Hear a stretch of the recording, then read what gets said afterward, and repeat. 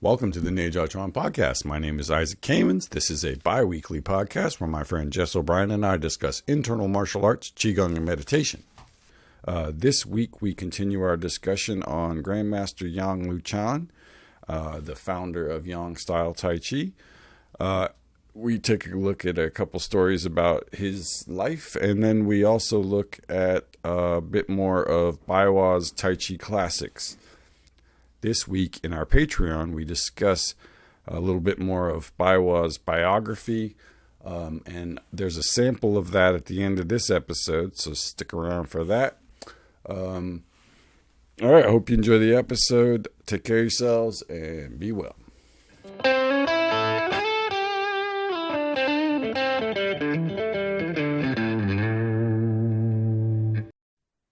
Welcome back to the Neijiaquan podcast with Isaac and Jess.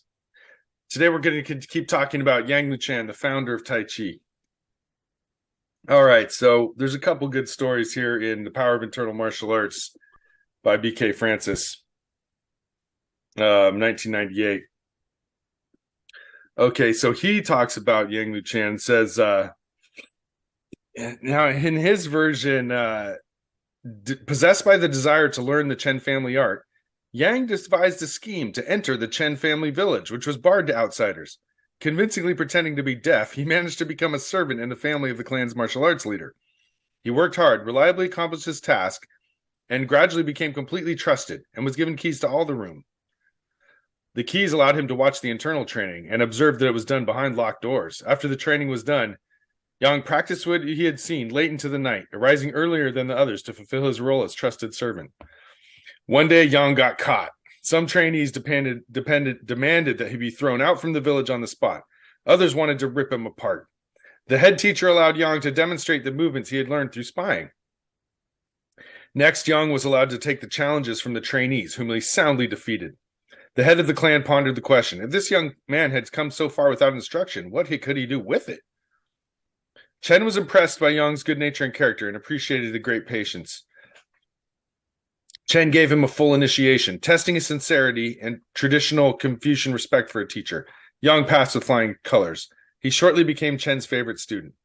So then he moves on to this part where the actual training. The first 6 years of Yang's training were focused on teaching him the internal power work of the form, accurately and precisely down to the minutest details. So he works on the Neijin, internal power of the form. Then the next 6 years, his concentration was on refining his listening, interpreting, and discharging energy abilities to a high degree with push hands training, and training both with and without weapons. The last 6 years of Yang's training was devoted to learning the fighting techniques and strategies to be used against lethal, motivated opponents, both empty-handed and armed. So he describes a 3-phase teaching plan for Yang Luchan. So he begins with the internal power work. That might refer to the Neigong. Yeah, that's that we've been talking about this whole time. Yeah, that's the Neigong.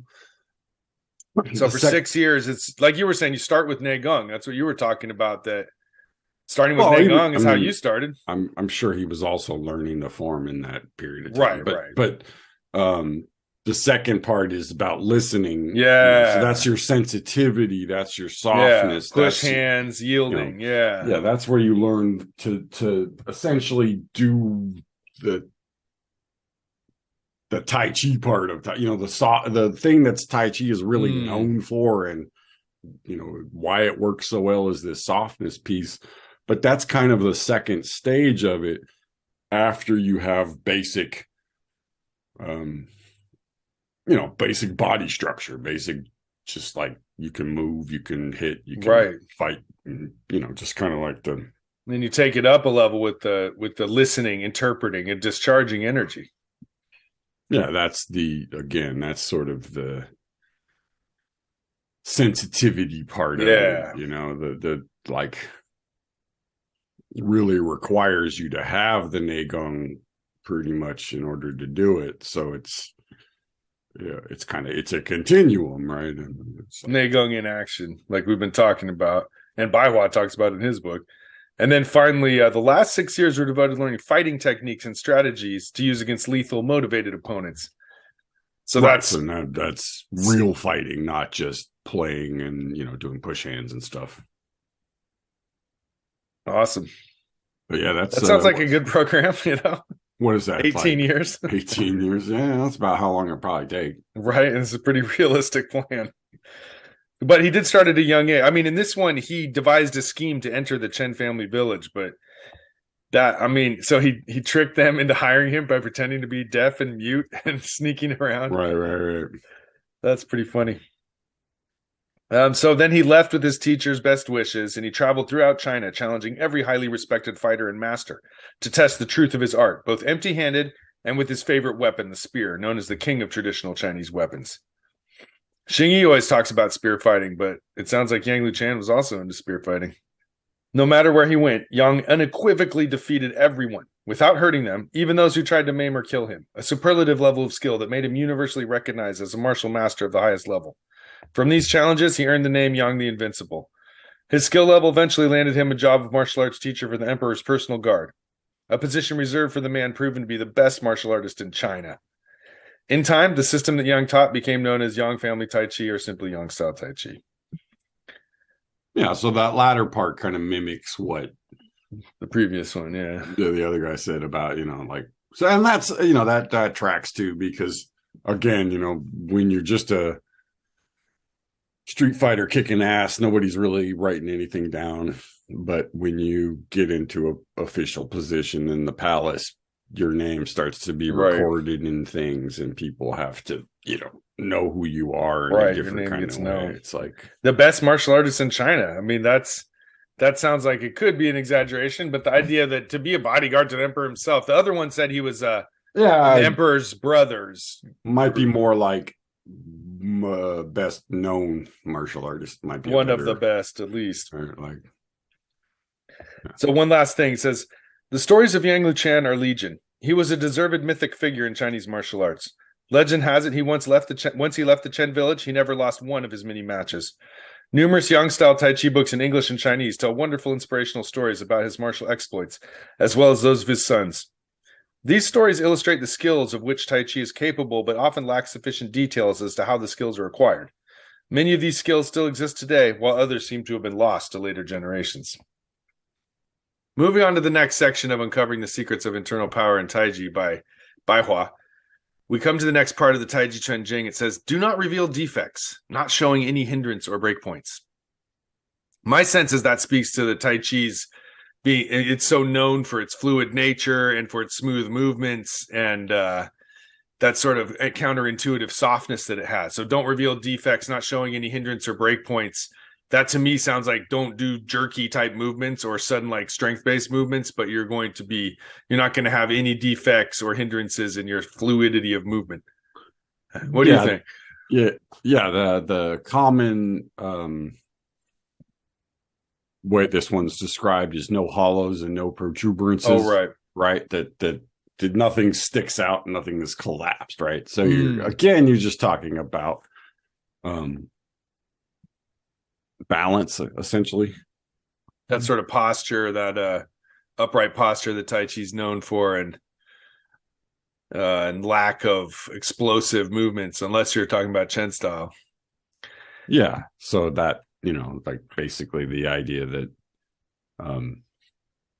you don't want to be doing things that like push your shoulder or your chest out, right? You want to relax and let them sink into your body as you do a movement, that sort of thing. So Baihua has his explanation of this concept, and he starts by saying that there's a joke to this somehow because people read this theory and then they took it too seriously. That's how I'm interpreting. He says, according to the requirements of Tai Chi's martial arts theory, people thought that Tai Chi should have no defects or hindrance at all. They rigidly and dogmatically described Tai Chi as exclusively circular movement, and some even invented the Tai Chi ball practice and so on. I think he's saying that you don't want to it doesn't necessarily have to have huge, exaggerated circular motions. The requirement is you don't have hindrance or breakpoints, but it doesn't mean everything has to be in a over exaggerated circle. Anyways, what do you think? Yeah, I mean, I think this is essentially a critique of certain types of Tai Chi that's done as sort of big, wavy kind of stuff where there isn't a lot of sort of connection to it. It's sort of sloppy, and it's just like people kind of waving their arms around in a big, so there's a lot of Tai Chi that isn't really rooted in the body. People just sort of move their arms around in big circles, and they think that's Tai Chi, and it's like, well, it kind of looks like it, but it's not. It should have a little bit more connectedness and precision of movement, not sort of big sloppy loops. Yeah, I mean, I think what he's saying is it's like there's a principle, right, of Tai Chi Chuan that says it has to have balance. It has to have both. It has to have this fullness and this ability to relax, right? That dichotomy, yeah. So if you're just being soft and kind of like mushy and overly yin, and essentially you're not doing it properly, just the same way if you're doing it super hard and sticking everything out and using a lot of strength, you're not doing it properly. That there is, that the proper method is to have this circulation between the two, things where you have a sense of being relaxed as you go out, right? Like that you can do both. Right. Well, he speaks to that in his next thing. He says that, however, it's not just about circularity. He says, however, the theory of Tai Chi belongs to the philosophical theory of yin and yang. So therefore, based on the concept that there is solidity in void and void in solidity, Tai Chi demands a balance of solidity and void in each section to form an abstract Tai Chi yin-yang fish circle diagram. So I think that speaks to what you were saying about the flow between the yin and yang inside yourself. You're not a big circle. You're a flow of, yin and yang, light and dark, void and solidity, continuously changing kind of, it's like not just a blown up balloon, but it's the balloon that's being squeezed in different directions. In this case, from the inside. This is why you have a little white dot inside the black part and a little black dot inside of the white part on the Tai Chi symbol, because what that represents is that even when you go to your most yang, right, your most extended, there is something that's coming in, right? And then even when you go to your most yin, there is something coming out. There's something holding you up, right?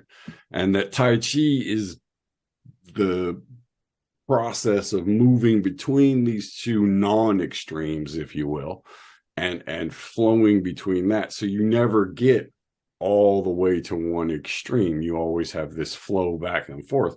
But both things have to exist. You can't just go in one direction. Right. Right. So the exclusively circular argument doesn't quite take into account that dot of white and that dot of black within the opposite. It's more complicated than just a mere ball. There's like these fluidity of back and forth going on for sure. Yeah. I mean, I think it's, again, I mean, he's talking about, I think, the external circles, not because everything in Tai Chi is by nature circular, but he's not saying, what he's saying is it's not just make a circle with your arms and do this, Tai Chi ruler type of exercise that, that can help, but, just moving your arms in a ball doesn't activate There's more your waist or your legs or anything else. So there's more to go, there's more complexity than that. So the final statement is, when it comes to joint coordination, it's not allowed to disrupt and skip over the controller to connect to other positions. My interpretation of that is he's saying when you're coordinating one part of the body to another, you don't skip over the controller, which he refers to the lower dantian as the controller previously. So I think that's what he's saying here. You got to flow through that dantian. All of your movements have to be connected to your lower dantian. Like if I was just going to put that that whole thing into one, like soundbite is, no hollows, no protuberances is another way of saying you never go too far in either direction. Right? You maintain the balance between your external movement and your internal sort of, squishiness. And your balance kind of relies on that lower dantian being grounded and connected. If you're tilting over and falling over, that means you're not seated in your dantian and connecting to your legs properly. Yeah. So what he's saying is like you have to have it if you're just moving your arms and your legs, right, there's no connection to your lower dantian, right? There's no connection to the middle. So that when you move, your movement has to go in either direction, right? If it's going from your hands to your feet, it's got to go through your lower dantian. And if it's going from your feet to your hands, it's got to go through your lower dantian. And if it's going up and down, it's got to go through your lower dantian. You can't skip the controller, he says. Yeah, I mean, the way Bruce talks about this is from posture to posture, the internal energy is unbroken, right? That you don't gap, you don't go from your knee to your shoulder, right? That you have to go through your hips and your back to get to your shoulder, right? You don't just jump around from one part to the next. So this joint coordination thing is sometimes referred to like as the string of 9 pearls, or something like that, where there's like a connected line of something, right? Pulling silk is another term for it, right? The idea that you have this little tiny thing that you're pulling, so you can't pull too hard on it or you'll break it. And but if you don't have enough tension on it, it kind of goes slack. It loses its connection to your body. Keep a little link there, yeah. So that sort of ability to link that thing, threading a needle kind of idea, like that the movement has to go through your shoulder, through your elbow, through your wrist, all the way to your fingertips. It doesn't, it has to thread through it. It doesn't just jump from your shoulder to your hand, right? And this is like part of what makes Tai Chi move, in that sort of slow, squishy, wavy fashion, is that when you're moving with that string, that thread, you're sort of following that wave, right? Yeah. So you can choose to kind of let your body go with it, or you can move it inside your body, which is basically counts for the different external style, visuals that you might see. But essentially the movement is the same. It's just you can either have it happen inside of you, or you can move your whole body as a unit. All right.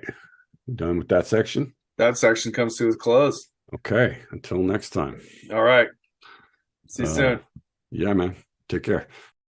Hey, folks. Hope you enjoyed the episode. Here's a short clip from our latest Patreon episode where we discuss some of Baihua's biography, including a couple of his other teachers besides Liu Hongjie and Lin Du Ying.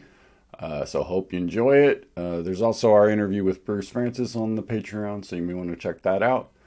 Okay, thanks for listening. Hope you enjoy it, and take care of yourselves. Before we plunge into the next section, I wanted to just keep going with Baihua's biography here in his book, because this is the only other source on his life besides what's in Power of Internal Martial Arts. So I figured we'd just keep looking at this a little closer. So here's another quote from Baihua about his third teacher and his sort of third phase of his training, or the final phase of his training. In addition, teacher Wan Laisheng from Fuzhou instructed him in Li Jin Lin's Wudong sword method. As handed down from Mr. Wan directly, the famous martial arts coach Hong Zhengfu taught the secrets of Ziran men to Baihua. He was also trained in Xing Yichuan by the old Shanghai gentleman teacher Chu Guiting. Baihua studied Chinese medicine and acupuncture with the famous teacher Chen Yinlong. So that's a whole list of folks there that, but he starts by talking about Wan Laisheng. And now that guy is very famous martial artist. We've talked about him in season 1 and in season 2, the master of Ziran Men natural gate boxing. Yeah, he's come up a couple times. Right. And he was a huge phenomenon in the martial arts world of the 20s and 30s. He was a young master who came on the scene with all kinds of inner training, but also sort of ass-kicking tactics. So he made a big splash. And he was friends with Grandmaster Liu Hongjie. Right. So, and Hong Zhongfu is his student, right? So is Wan's student. He and Baihua are about the same age, I think. So I think that's kind of, they were close in age. or closer in age. So Baiwa got a pretty good education in Zeron-men. He learned the sword fighting as well as the hand-to-hand from the guy's student. Yeah, so the Li Jinglin is a very famous martial artist / politician in China, and we don't have anywhere. Sort of the warlord period, right? Yeah, yeah. He's big time. I mean, you could do a whole fucking podcast on that guy. I mean, right. He's everywhere in the Chinese martial arts field. Let's put it this way. Lots of very famous, very accomplished martial artists would send their kids to this guy. Right? He was that kind of dude. He was super connected politically, but also very much would kick your ass.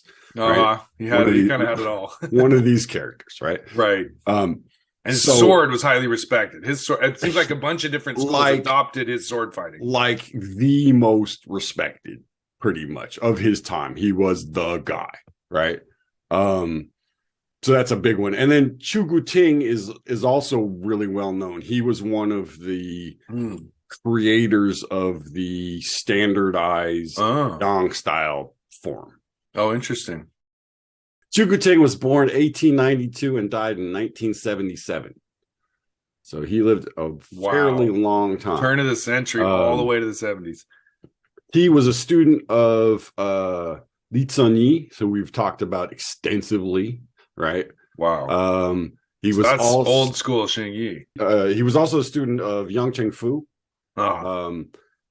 And he did things like run one of the Guoshu academies. He taught a bunch of like police, that sort of national military. So he's part of that Republic of China movement. Yeah. He was part of just a little quote from the Wikipedia page. In 1928, General Li, Zhang Jizhang, and some other general were the ones that held the first full contact competition in Nanjing. What year? 1928. That's the one. This is the competition. So, and Chu was there. And he won. He was one of the 12 finalists, right? And apparently, of the 12 finalists got to pick the 3 top guys, and he was one. Wan Laisheng was another, and I forget who the third one was. So he was along with Wang Laisheng. He was kind of that older generation, and then in the 50s. Along with like Fu Zhongwen and those guys, he was sort of asked to create the simplified 24 form in Beijing. Wushu Tai Chi, yeah. So he sticks around for the People's Republic. Yeah, he's there. I think. I guess he stays in China and just dies. If you die in 1977. That's indicative of Cultural Revolution. And he was also 84 years old. Yeah, I guess. Fair enough. He had a good stretch. You always take a pause when they say that. He's like, oh. Yeah. Yikes. So again, this is another one of these like just big, big name.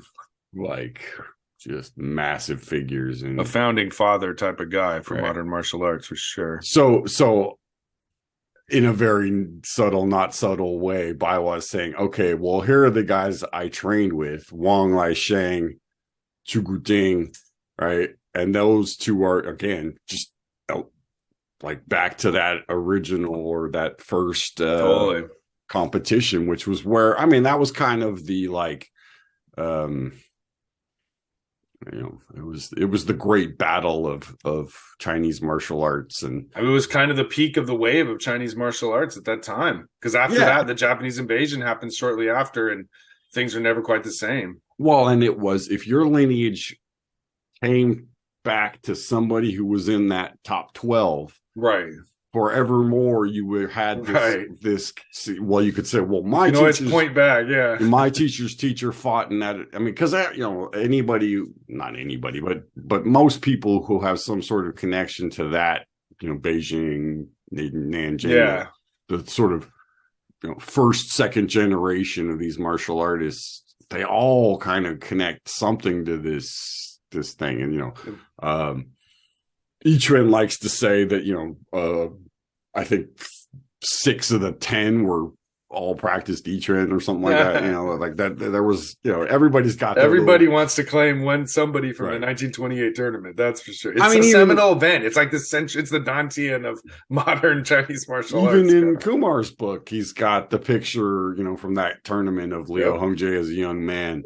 And in the little caption, he also mentions Wang Laisheng. So it's like that's the genesis, of all of these kind of guys' career was that tournament, right? So huge event. So both where Liu Hongzhi kind of didn't pursue a life of notoriety, both Wang Laisheng and Chu Guting were like out there, like, I'm a martial artist for the nation their entire lives, Big time promoters. And hey folks, thanks for listening. Hope you enjoyed our little sample of the Patreon there.